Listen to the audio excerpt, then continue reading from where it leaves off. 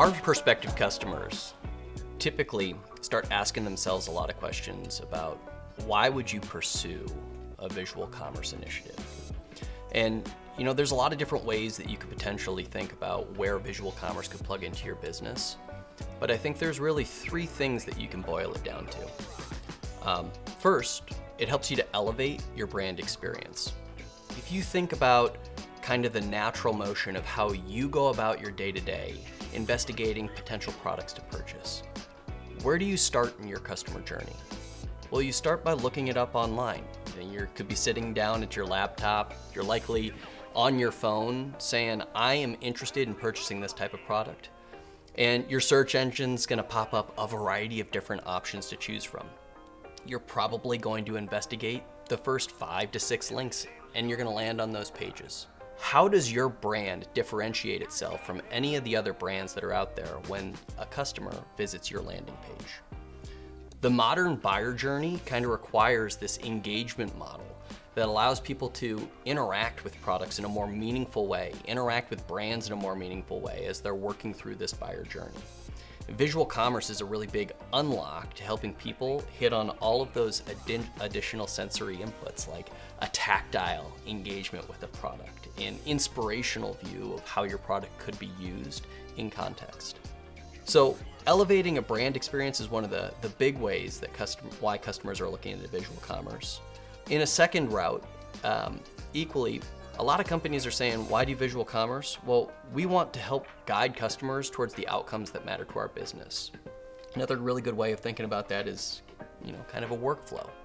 So if you're a B2B company, you're selling to other businesses, what matters to your buyer?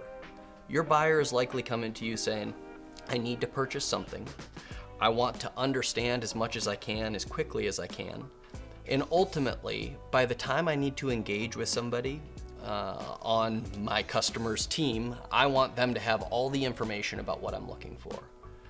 Visual commerce is a really good way to guide that buyer all the way through to ensure that by the time they become a lead, that the handoff between a sales rep and your prospective customer is seamless. They know exactly what your buyer is interested in and can really guide them and be prescriptive once that lead hits your hands.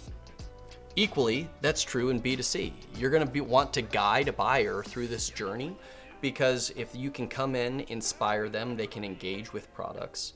Ultimately, you're gonna drive them down a path of conversion, whether that is checking out via e-commerce, whether that's driving them in-store towards an in-store purchase. You're winning that engagement battle early with that workflow to say, how do we get people engaging with our brand? How do we get them where we need them to be to ensure that they're going to purchase?